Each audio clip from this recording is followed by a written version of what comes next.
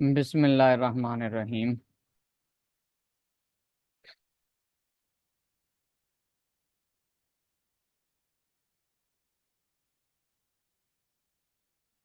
المرفوعات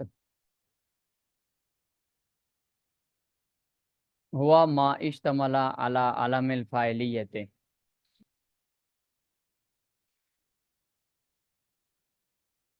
جب مصنف رحمۃ اللہ علیہ اس میں معرب کی تعریف اور اس کے اعراب کی تفصیلات اور پھر منصرف اور غیر منصرف کی تعریف، اس کی اقسام اور اس کی تفصیلات کو بیان کر کے فارغ ہوئے، تو اب یہاں سے مصنف رحمۃ اللہ علیہ اس میں معرب کی 3 اقسام، مرفوعات، منصوبات، مجرورات، ان میں سے ایک قسم مرفوعات کو بیان فرما رہے ہیں۔ المرفوعات، یا تو اس کو ساکن پڑھیں گے مبنی بر سکون المرفوعات، اور یا پھر اس کو المرفوعات مبنی بر ضمہ پڑھیں گے، اور یا پھر یہ المرفوعات مرفوع ہے، یہ خبر ہے مبتدا محذوف کی، اور اس کے ساتھ اس کا مضاف بھی محذوف ہوگا اس المرفوعات سے پہلے،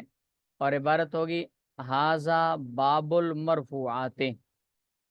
اس اعتبار سے المرفوعات اصل میں مکسور ہے، کیونکہ بابو کا لفظ ہے بطور مضاف ہے، وہ محذوف ہے تو مبتدا کے اور مضاف کے حذف کرنے کی وجہ سے اس کو مضاف والا جو اعراب ہے وہ دے دیا گیا، اور المرفوعات کی جگہ المرفوعات تو پڑا۔ زیادہ بہتر یہ ہے کہ اس کو المرفوعات سکون کے ساتھ پڑھا جائے، ایک تو اس لیے کہ یہ مبنی ہے، کیونکہ اس میں متمکن جب ترکیب میں عامل کے ساتھ مل کر نہ آئے تو وہ مبنی ہوتا ہے، اور یہاں کوئی عامل ظاہر میں نہیں ہے، کیونکہ اگر عامل لگانا ہوتا تو مصنف ھذا باب المرفوعات کہہ ہی دیتے، لیکن انہوں نے نہیں کہا۔ اس کا مطلب یہ کہ عامل سے ہٹ کے آیا ہوا ہے تو یہ مبنی ہے، اور پھر اس میں مبنی بر سکون یہ سب سے زیادہ خفیف حالت ہوتی ہے، اس لیے یہ مبنی بر سکون ہے۔ ہوا ما اشتمل علی علام الفاعلیت، یہ تعریف ہے مرفوعات کی۔ ہوا ضمیر کا مرجع یا تو المرفوعات کے ضمن میں جو مرفوع ان کا لفظ ہے یا تو وہ ہے، اور یا پھر المرفوعات خود اس کا مرجع ہے، اس لیے کہ المرفوعات جو ہے یہ مرفوع ان کی جمع ہے، اور قاعدہ کا یہ ہے کہ جس اسم کی جمع مکسر عربوں سے منقول نہ ہو اور اس میں جمع مذکر سالم بننے کی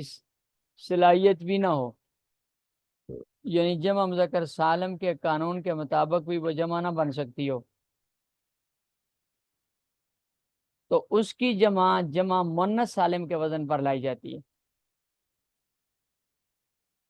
اس لیے کہ غیر ذوی العقول کے حکم میں قرار دیا جائے گا ان کو، اور غیر ذوی العقول کی جمع مؤنث سالم کے وزن پر آتی ہے، جیسے قرآن کریم میں صافنون کی جمع صافنات آئی ہے، اذ عرض علیہ بالصافنات الجیاد، اور اسی طرح سرادقوں کی جمع سرادقات آئی ہے۔ تو آگے منصوبات مجرورات کو بھی مرفوع منصوباً مجرور ان کی جمع کے طور پر منصوبات مجرورات ذکر کی ہے،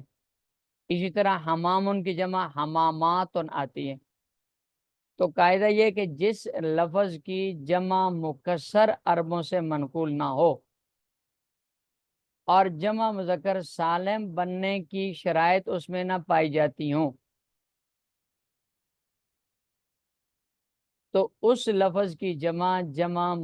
مؤنث سالم کے وزن پر لائی جاتی ہے. لہذا المرفوعات یہ مرفوع ان کی جمع ہے، اور مرفوع ان کی جمع مکسر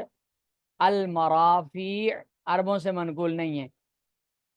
اور اس کی جمع مذکر سالم مرفوعون مرفوعین یہ قاعدے کے مطابق آ نہیں سکتی. لہذا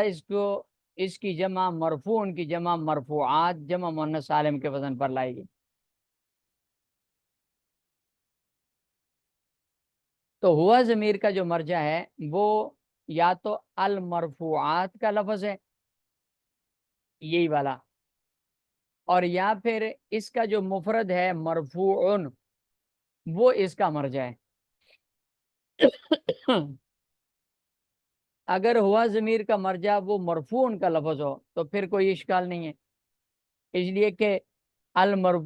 مرفوع کا لفظ وہ بھی مفرد مذکر ہے اور ہوا ضمیر بھی مفرد مذکر کی ہے، لہذا راجع اور مرجع میں لفظی طور پر معنوی طور پر مطابقت پائی جاتی ہے، کوئی اشکال نہیں. لیکن اگر ہوا ضمیر راجع ہو المرفوعات جمع کی طرف تو پھر اس پہ اشکال ہے. اشکال یہ ہے کہ ضمیر مفرد مذکر کی ہے اور اس کا مرجع جمع مؤنث سالم ہے. ضمیر اور اس کے مرجع میں مفرد اور جمع ہونے کی مطابقت بھی نہیں پائی جاتی، اور مذکر اور مؤنث کے حساب سے بھی مطابقت نہیں پائی جاتی. تو اس اشکال کا جواب یہ ہے کہ قاعدہ یہ ہے نحو کا کہ جب ضمیر مبتدا واقع ہو رہی ہو اور اس کا مرجع اور اس ضمیر مبتدا کی خبر، مرجع اور خبر دونوں کا مصداق ایک ہی چیز ہو تو پھر ضمیر کو مرجع کے مطابق مؤنث لانا بھی جائز ہے اور خبر کے مطابق مذکر لانا بھی جائز ہے. اور اگر مرجع مذکر ہو تو خبر کے مرجع کے مطابق مذکر لانا، اور خبر مؤنث ہو تو خبر کے اعتبار سے مؤنث لانا بھی جائز ہے. جن میں دو صورتوں میں جو بھی اختیار کرنا چاہ کر سکتے ہیں. اور اگر ضمیر مبتدا کا مرجع اور اس کی خبر مصداق کے اعتبار سے دونوں الگ الگ ہوں تو پھر اس صورت میں ضمیر مرجع کے مطابق آنے کے بجائے خبر کے مطابق آئے گی، کیونکہ خبر اور مبتدا دونوں ذات کے اعتبار سے ایک ہوتے ہیں. دونوں کی ذات بھی الگ الگ نہیں ہو سکتی، دونوں کی جگہ بھی الگ الگ نہیں ہو سکتی، دونوں کا وقت بھی الگ الگ نہیں ہو سکتا. لہذا خبر یہ ضمیر جو ہوگی مبتدا والی وہ خبر کے مطابق آئے گی. مثال کے طور پر یہی حکم اس میں اشارہ کا بھی ہے. پہلے سپارہ میں سورہ بقرہ میں آخری جو صفحہ ہے اس میں تل کا امت قد خلت لہا ما کسبت ولکم ما کسبتم ہے. اس میں تل کا ضمیر مبتدا ہے اور اس کا مشارن الیہ پچھلے صفحے پہ حضرت ابراہیم علیہ السلام، حضرت یعقوب علیہ السلام، حضرت ابراہیم علیہ السلام، حضرت اسماعیل علیہ السلام، حضرت اسحاق علیہ السلام، حضرت یعقوب علیہ السلام، ان چار بزرگوں کے نام ذکر آئے ہوئے ہیں. تو یہ ان چاروں بزرگوں کے نام اس تلکا کا مشارن الیہ ہے، اور اس تلکا کی خبر آگے ہے امتن کا لفظ. تو تلکا مبتدا کا مشارن الیہ جمع مذکر ہے اور خبر اس کی امتن واحد مؤنث ہے، لہذا اس میں اشارہ کو خبر کے مطابق واحد مؤنث لایا گیا. تو اس قانون کے تحت کہ جب ضمیر خبر اور مرجع کے درمیان آئے اور دونوں کا مصداق الگ الگ ہو تو پھر ضمیر کو خبر کے مطابق لانا بہتر ہے مرجع کے مقابلے میں. لہذا اس قانون کے مطابق جب ہوا کو دیکھا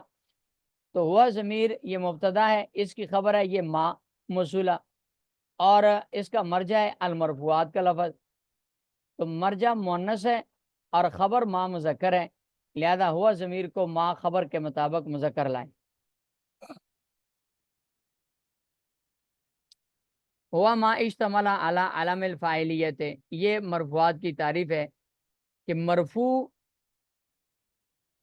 وہ اسم ہوتا ہے جو فاعلیت کی علامت پر مشتمل ہو. جس میں فاعلیت کی علامت پائی جاتی ہے اس اسم کو اسم مرفوع کہا جاتا ہے. اور فاعلیت کی علامت ضمہ ہے، رفع جس کو کہتے ہیں. اور آپ نے پیچھے اعراب کی بیس میں اعراب کی تعریف میں پڑھی، تعریف کے بعد ما اختلف آخرہ بھی، ما اختلف بھی آخرہ لیدل علی المعانی المعتبرۃ علیہ وانواع رفع ونصب وجر، فالرفع علم الفاعلیت والنصب علم المفعولیت والجر علم الاضافت پڑھا تھا، یہ پیچھے کافی کی عبارت ہے. تو رفع فاعلیت کی علامت ہے. تو تعریف مرفوعات کی یہ ہوئی کہ مرفوعات وہ اسم ہیں جو فاعلیت کی علامت پر مشتمل ہو، جس میں فاعلیت کی علامت پائی جاتی ہو، اور فاعلیت کی علامت رفع ہے. پھر رفع جو فاعلیت کی علامت ہے اس کی 3 صورتیں آپ نے وہاں بھی پڑھی تھی، یہ کہ رفع ضمہ کی صورت میں جیسے زیدن، ھذا زیدن. رفع واو کی صورت میں جیسے جاء ابو کا. اور رفع الف کی صورت میں جیسے ھذان رجلان. تو یہ 3 صورتیں رفع کی علامت ہیں. تو مرفوعات وہ ہیں جو فاعلیت کی علامت یعنی رفع پر مشتمل ہوں، رفع واو کی صورت میں ہو، الف کی صورت میں ہو، یا ضمہ کی صورت میں ہو. المرفوعات ہوا ما اشتمل علی علم الفاعلیت. فمن الفاعل، مرفوعات 8 ہیں. مرفوعات کی کل تعداد 8 ہے. فاعل، نائب فاعل، مبتدا، خبر، انا کی خبر، انا حروف مشبہ بالفعل دوسرے جو اس کے ساتھی ہیں، انا وغیرہ کی خبر، افعال ناقصہ کانا وغیرہ کا اسم، ما ولا مشبہ بلیسا کا اسم، اور لا نفی جنس کی خبر. یہ 8 مرفوعات ہیں. مصنف رحمۃ اللہ علیہ نے ان 8 میں سے 7 مرفوعات کو آگے بیان کیا ہے، جن میں سب سے پہلا فاعل ہے. اور ان 8 میں سے افعال ناقصہ کا جو اسم ہے اس کو مصنف رحمۃ اللہ علیہ نے بیان نہیں کیا. اور اس کی وجہ یہ ہے کہ افعال ناقصہ کا اسم مصنف رحمۃ اللہ علیہ کے نزدیک حقیقتاً فاعل ہے، کہ جس طرح عام افعال کا فاعل آگے آتا ہے ایسے ہی افعال ناقصہ بھی ایک فعل ہے. یہ جب جملہ کی ترکیب کی جاتی ہے افعال ناقصہ کی تو آخر میں جوڑا جب جاتا ہے تو اس کو کہا جاتا ہے جملہ فعلیہ خبریہ. مثلا لیسا زید قائما، اس کی ترکیب کریں گے لیسا فعل ناقص اور زید لیسا کا اسم اور قائمن لیسا کی خبر. لیسا اپنے اسم اور خبر سے مل کر جملہ فعلیہ خبریہ بنا. تو چونکہ لیسا فعل اور اس کے دوسرے افعال ناقصہ کانا وغیرہ یہ افعال ہیں، لہذا ہر فعل کے بعد فاعل آتا ہے. اس کے بعد بھی جو اسم آئے گا تو اس کو وقتی طور پر تو اسم کہیں گے، افعال ناقصہ کا اسم، لیکن حقیقت میں مصنف رحمۃ اللہ فرماتے ہیں کہ یہ ان کا فاعل ہے. تو جب وہ فاعل ہے تو فعل کی بیس میں جتنے بھی احکامات ہیں وہ سارے اس کے لیے ہوں گے، اس لیے اس کو الگ سے بیان نہیں کیا. تو 8 مرفوعات میں سے مصنف رحمۃ اللہ علیہ نے 7 مرفوعات کو بیان کیا ہے، باقی ایک کو بیان نہیں کیا، اس کی وجہ یہ بیان کر دیں گے. فمن الفاعل، تو ان 8 مرفوعات میں سے ایک فاعل ہے. مصنف رحمۃ اللہ نے فاعل کو سب سے پہلے بیان کیا ہے، اس لیے کہ مرفوعات میں اصل حقیقی مرفوع جو ہے وہ فاعل ہی ہوتا ہے، باقی سب مرفوعات جو ہیں وہ فاعل کے ساتھ ملحق ہوتی ہیں، ملحقات فاعل ان کو کہا جاتا ہے. وَهُوَ مَا أُسْنِدَ إِلَيْهِ الْفِعْلُ أَوْ شِبْهُهُ وَقُدِّمَ عَلَيْهِ عَلَى جِهَةِ قِيَامِهِ بِهِ.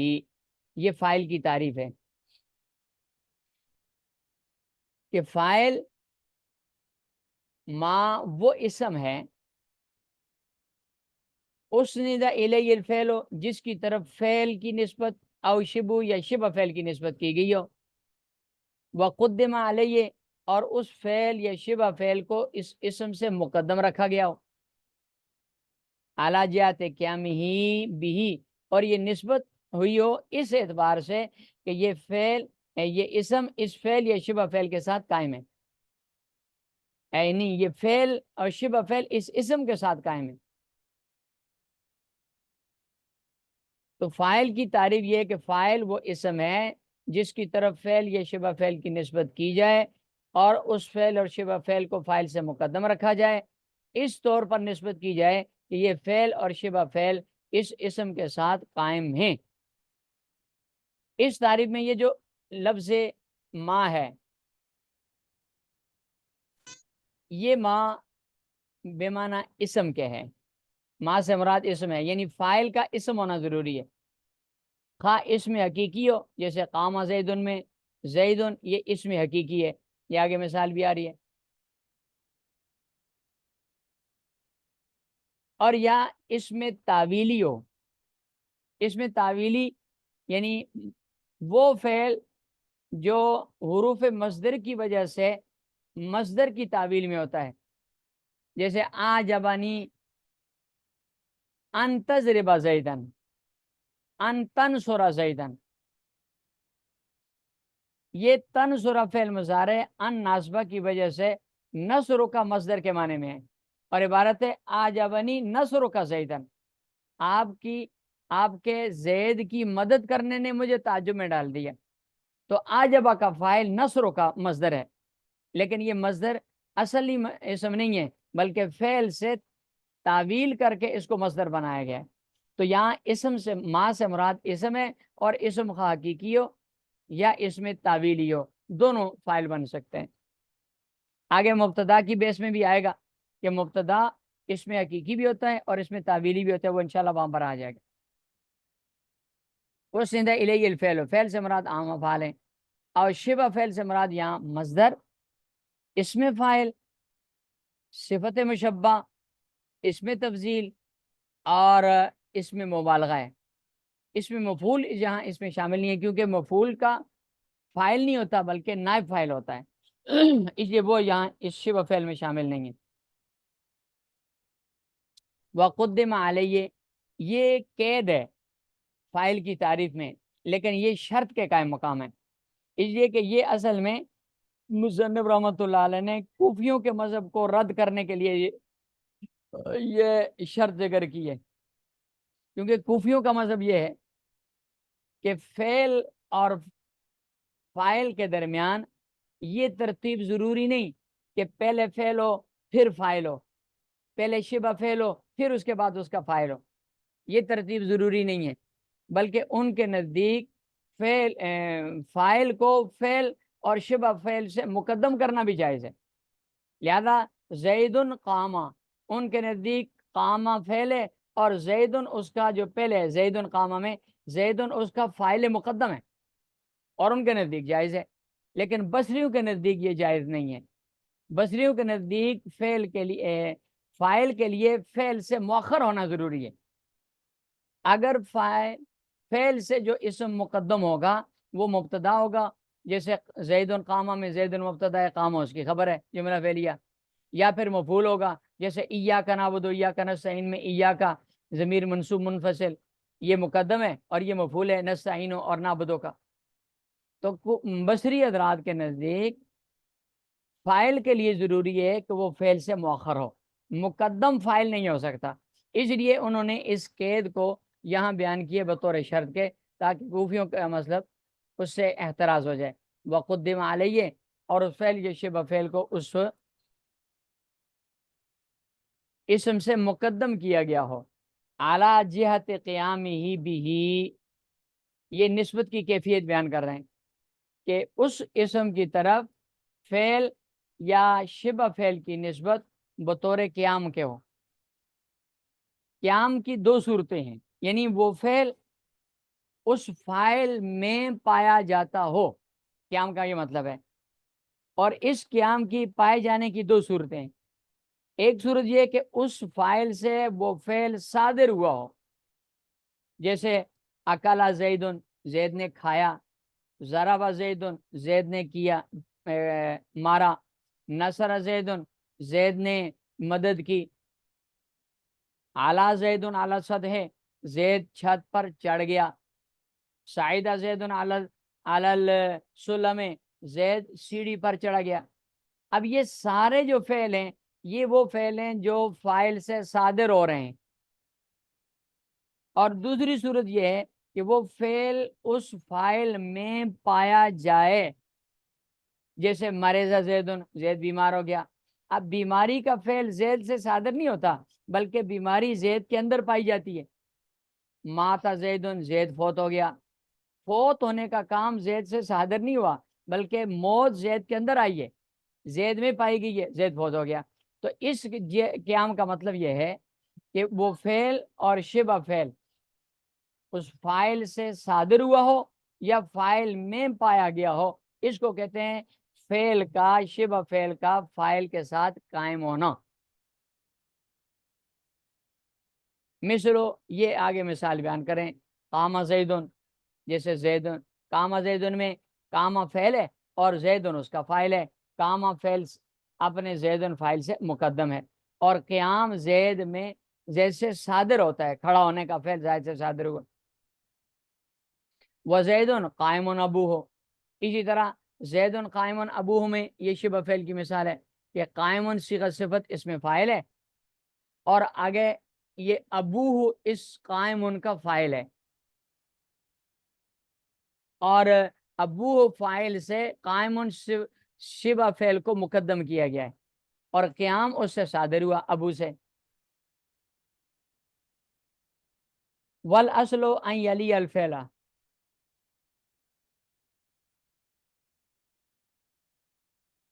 یہاں سے مصنف رحمۃ اللہ علیہ فاعل کا ایک قاعدہ بیان کر رہے ہیں، والاصل ان یلی الفعل فلذلك جاز ضرب غلامہ زید وامتنع ضرب غلامہ زیدن، یہاں تک ایک قاعدہ بیان کیا مصنف رحمۃ اللہ علیہ نے۔ قاعدہ یہ ہے کہ جب فعل کا فاعل آئے گا تو فاعل کے لیے اصل یہ ہے کہ وہ فعل کے ساتھ متصل ہو کر آئے، اس لیے کہ فاعل فعل کا جز ہے، فعل کے اندر تین چیزیں پائی جاتی ہیں۔ آپ نصرہ فعل ماضی ہے، اس کا ترجمہ کرتے ہیں تو آپ ترجمہ کریں گے نصرہ مدد کی اس ایک مرد نے زمانہ ماضی میں، گزرے ہوئے زمانے میں۔ ینصرو اس کا ترجمہ کریں گے مدد کرتا ہے یا کرے گا وہ ایک مرد زمانہ حال یا استقبال میں۔ تو اس فعل کے ترجمے میں تین چیزیں آتی ہیں،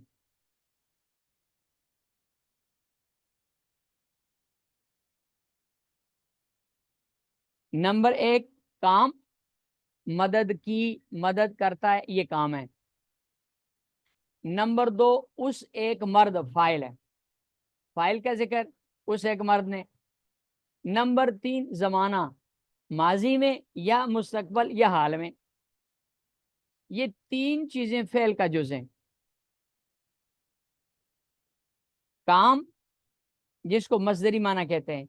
جس کو حدث بھی کہا جاتا ہے، فاعل اور زمانہ،